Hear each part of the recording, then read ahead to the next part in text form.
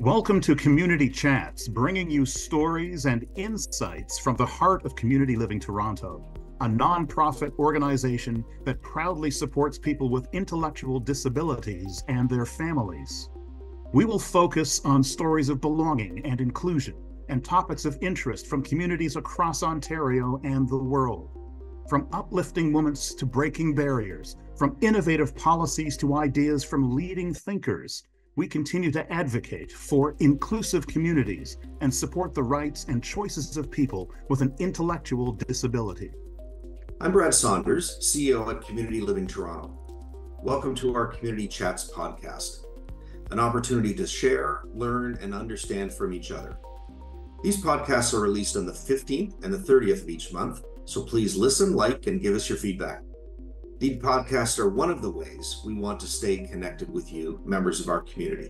In 2023, Community Living Toronto celebrated 75 years of supporting people with intellectual and developmental disabilities. I've had the privilege of working with an outstanding group of caring people for the last 13 years and continue to be amazed at the work we're able to do. For our 50th anniversary, we established a Patrons Council made up of influential and supportive volunteers from Toronto who provide us advice, support our work, and open the occasional door for us. Today, we are having a conversation with one of our members of our Patrons Council, David Lepofsky. David's CV is too extensive to cover in any detail, but in brief, David's a lawyer who attended Osgoode as well as Harvard. He's a renowned advocate for disability rights and was influential in having disability included in the Canadian Charter of Rights and Freedoms. He was also instrumental in the establishment of the Accessibility for Ontarians with Disabilities Act, the AODA, and he is currently the chair of the Special Education Advisory Board of the Toronto District School Board. I've known David since the mid-1990s through his work with the AODA Alliance. Last year, we joined a trip together organized by RENA to Israel to look at disability services in that country. Today, we talk about the Charter of Rights, the challenges of navigating the school system, as well as their duty to accommodate, and the importance of individual education plans. I always learn something when David and I chat, and I hope you will as well. David, welcome. Great to be here as always, and always good to talk to you. Why don't we, I'd love to hear a little bit about advocacy is sort of, I know you best in that space. How did you get drawn into this, or what has been your passion around doing advocacy for so many years? Well, I was born with partial vision in one eye and no eyesight in the other eye. And over my teens, that vision got worse to the point where by my early 20s, I was totally blind. And I experienced barriers as a person with a disability early on and often. I went to law school, not to do disability rights, but frankly, because I wanted to be a lawyer. And I pursued a career, which I'm now retired from. I'm a part-time law teacher just in my retirement, but I pursued a career practicing law, not in the disability space, but starting over 4 decades ago, I decided that I wanted to use my advocacy training for a passion that mattered to me outside my day job, and that was doing disability rights advocacy. So that involved such things as back in 1980 to 82, I was one of the people who advocated to get disability included in the Charter of Rights and in the Ontario Human Rights Code. And I learned early on about cross-disability organizing when I was one of many working together on those goals. I got into it because the cause matters to me, and because I'm fortunate enough to have the training to have the skills to be a lawyer. And not that I serve as lawyer for the cause. I don't. I'm an individual and I'm a private individual, but still the training in doing persuasion is where I live. So it was trying to persuade people on something that really mattered. And one of the things I learned, Brad, early on was I as a blind person learned initially about the barriers facing blind people. But I quickly learned that while deaf people face different barriers and people with intellectual disabilities face different barriers, and people with autism face different barriers, we actually all face the same barriers. The barrier we face is that we live in a world that's designed and operated largely for people without disabilities. We're kind of an afterthought, and we face, I mean, the manifestation of the barriers may be different, but the experience is the same. And so I learned that whichever barrier we're tackling, we need to tackle them all together.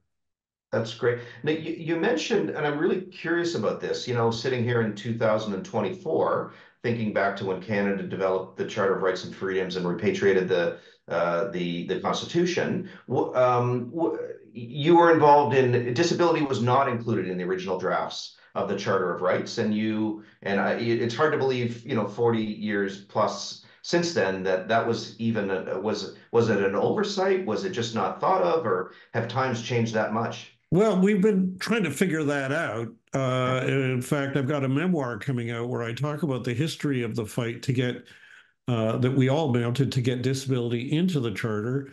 And we were trying to figure out why we were left out. It was clearly someone decided it. And the only right from, over Parliament debated the charter from 1980 to 1982 when it was passed. And there was only one right added to it during that debate that wasn't in there in the first place, and that was equality for people with disabilities.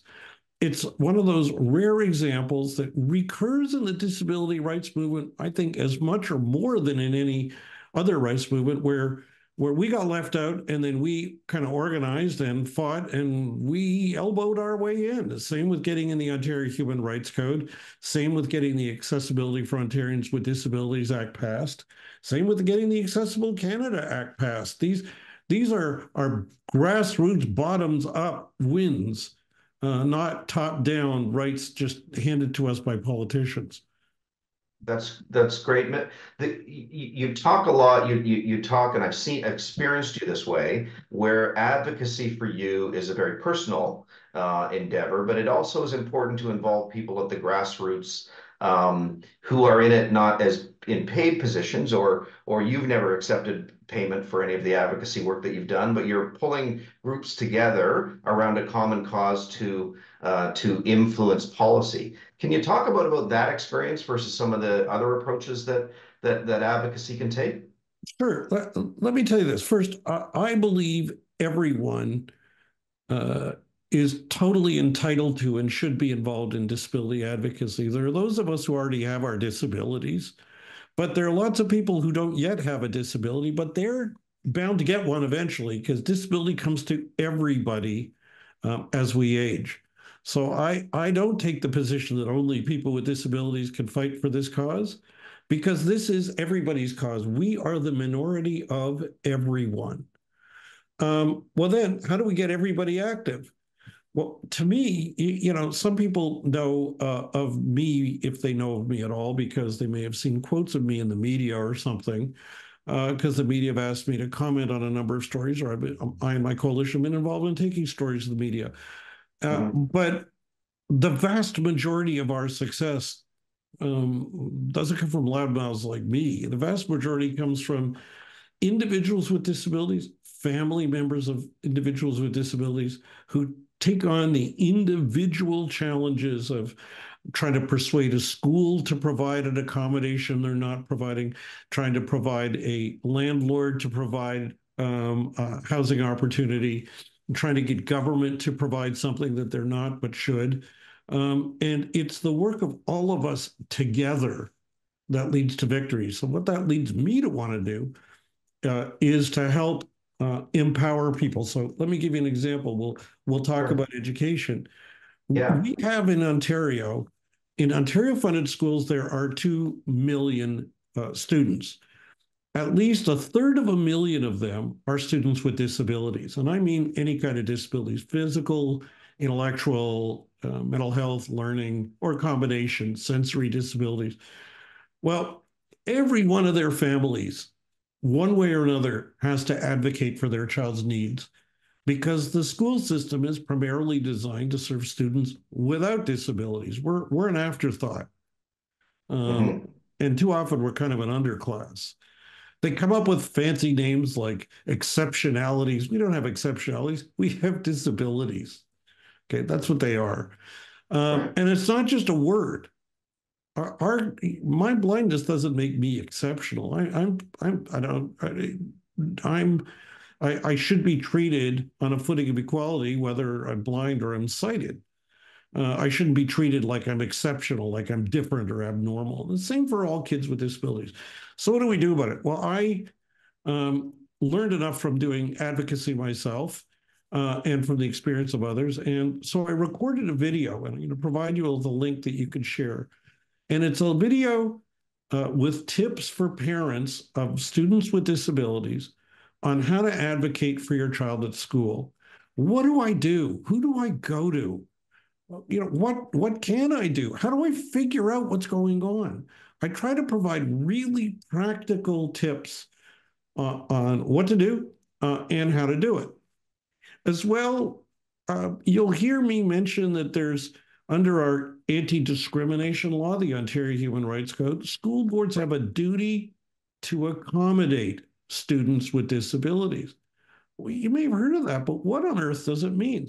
Well, I recorded a video that's just an introduction for lay people of what the duty to accommodate people with disabilities means, not only in schools, but elsewhere, in jobs and whatever. So I'll provide you with those links, and I'm hoping those two tools will help individuals with disabilities and family members get some ideas of what they can ask for and how to push for it. That's great. We've one of the earlier previous chats that we had as part of these webinars was interviewing a parent, Laura Parsonson, talking about the experience with her daughter who was born with a disability, and how right from the first moments in the hospital, how different her journey was and how much of a struggle it was at times. For her to make sure that Emily was included in daycare centers, in community activities, and in school. It's a struggle. And you talk about the rights that parents have, but you also point out that it can be a struggle for people to have those rights realized. The Special Education Advisory Committee is something that's a requirement of school boards and has been around for quite a long time. Can you talk about your work with the Special Education Advisory Committee and how that would relate to parents who are starting off on this journey with raising a child with a disability, or those who might be further along in their education in high school or leaving high school going into college? Long-winded question, but maybe start off with the SEAC and the role that you see that So playing. it's Special Education Advisory Committee, or SEAC. I've been a member of this body for the Toronto District School Board since 2015. I was the chair for a couple of years back in 2016, 2017, and I'm now chair again for a year.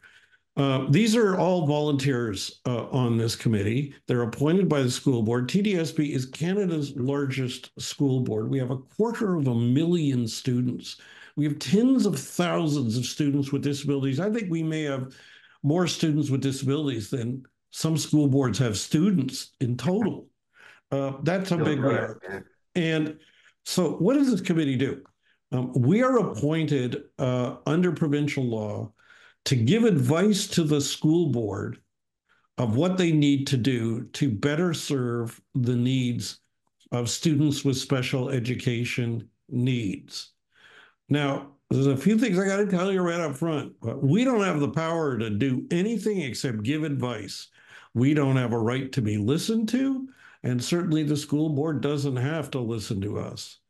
But our job is to try to give the best advice we can, and in my role as chair, to try to focus our attention on the issues that are the most important and to on the ones that will engage the interests of the diverse individuals and groups represented at the table. What we don't do, and some people don't understand this, we don't argue individual cases. So sometimes a parent who's having a battle with the school board will copy all of us on their child's case when they're writing and complaining.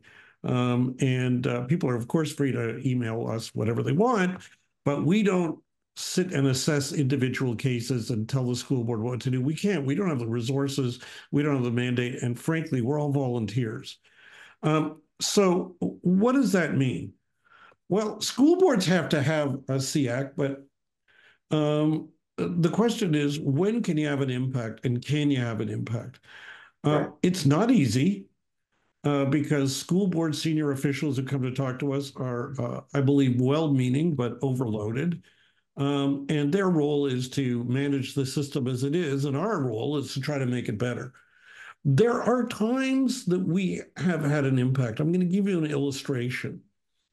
Back in 2017, when I was chair last time, we had a lawyer from the Arch Disability Law Center come and speak to us about whatever he wanted, about issues that they hear about from parents. And if families have an issue with their school board and they can't get any progress, sometimes they have to resort to talking to legal professionals. And Arch is a community legal aid clinic. They're fantastic.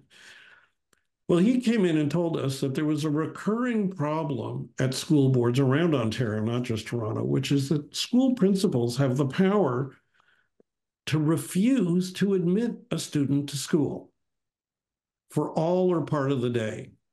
So you got to imagine the family wants the child to go to school, the child wants to go to school, but the principal says either you can't come at all, can't come for part of the day. Now, you should immediately think, wait a minute, are we talking about discipline? Like they're being suspended? No, this is not discipline. And then you might think, well, aren't we all supposed to have a right to an education? Yes, you do. But this seems to be a hole in that right, and a very serious one. So we went to the school, and disproportionately, this power has been used on some families of students with disabilities. Like, for example, Arch told us sometimes a school might call a parent and say, your child's education assistant is sick today. We can't accommodate your child. Please pick your child up. Well, that's wrong. If the EA is away, the school board's job is to cover them. That's why we have supply lists. Yeah. Right. And we then turned back in 2017 to the school board and said, well, what's your policy on when you'll do this and when you won't? Well, they didn't have one. Well, we pushed for months and had long conversations, and they eventually developed one. And it was a real improvement. Now there's questions now about how many of their staff, 7 years later, know it or follow it. So we are still hearing from our members that too often this is happening, these exclusions from school. So I can tell you under my chair role, I am going to be putting this on the agenda and focusing attention. Now, again, we can't force the board to do anything, but we can certainly try to use our advocacy to try to put pressure and make recommendations to the trustees and so on.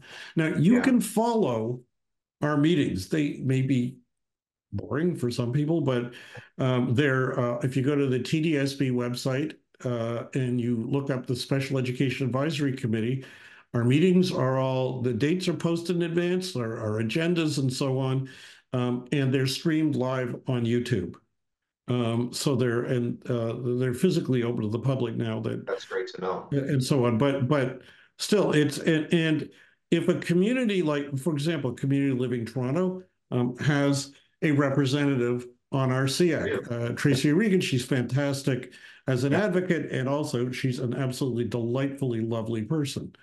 Now, your community can, through your representative, your organization, can come to me as the chair and say, hey, here's a recurring issue. Can we get that on the agenda? And my job, I'm kind of an air traffic controller. What I do, because I get these requests, is try to figure out, okay, you got a problem? Let's see if we can work it out with staff without having to deal with it at a meeting. If we can work it out with the board, that's great. If not, then it's my job to try to make sure people get airtime. So that's what we do.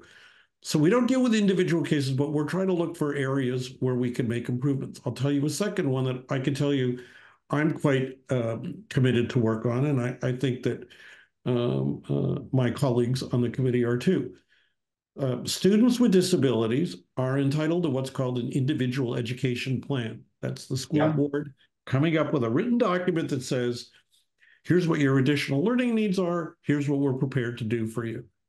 Well, under the provincial regulations, the school board's supposed to consult with the family on what should be in that plan.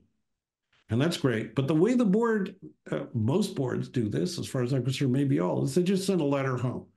we're going to do an individual education plan, tell us what your child's needs are, and tell us what their strengths are or whatever, and we'd be happy to talk to you. But what they don't do is offer to the family, why don't you come in if you'd like, and we could have a meeting, an IEP meeting with the teacher and the principal and the school board professionals, and you can bring your professionals if you have anybody with her and anybody you want, and let's talk together about what should be in the individual education plan. Now, parents like me who know that we could ask, and I would hope most, if not all the time, we get the meeting. And I can tell you from personal experience, it's a really helpful process. But there are lots of parents who don't know to ask. Now, any watching this, my advice to you, my recommendation, my friendly suggestion, one parent to the next, if you try to ask an IEP, or they may be developing one, ask your principal, say, I'd like to come in for an IEP meeting. You can do it in person, you can do it on Zoom. We'd like to work out together what should be in that document. Yeah, the IEP is a really great tool that allows families to sort of track the accommodations that have been made through the duration of a student's time in school, and also can be used as a good tool for the student themselves or for parents as they go into the next year of school or move from primary school into high school. But you're right, it's a tool, but it's only as good as the plan that went in, the way effort that went into development, and the degree to which it is accommodated and used for accommodation in the classroom. And so here's the problem. The board doesn't tell families who may not know any better that they can ask for an IEP meeting in order to collaborate on what's in the IEP. And if parents don't know to ask, they're less likely, they're probably not going to ask. So I'm going to be proposing, we have already recommended to the board, and I want to ramp up the pressure on this, that the board should notify all families in writing that they can ask for an IEP meeting. Now, why on earth would the board say no?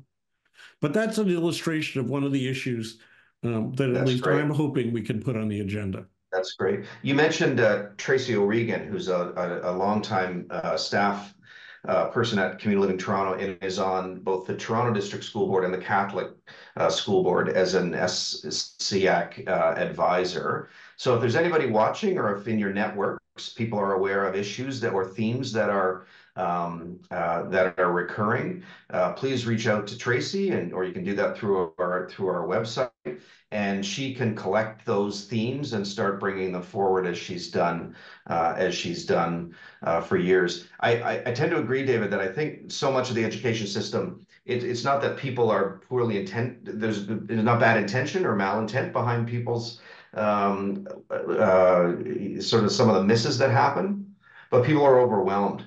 We've seen a theme as well at times especially with the students on the autism spectrum, or that may have challenges making it through a whole day, where they follow the spirit of the law, but not or the letter of the law, but not the spirit. So somebody might be able to come for an hour or an hour and a half in the morning and then have to go back home. And it's a way of saying, yes, they're engaged in school, but they're really not receiving an education. And there's a lot of burden on families to cover off that time of day and not giving people their full right to education.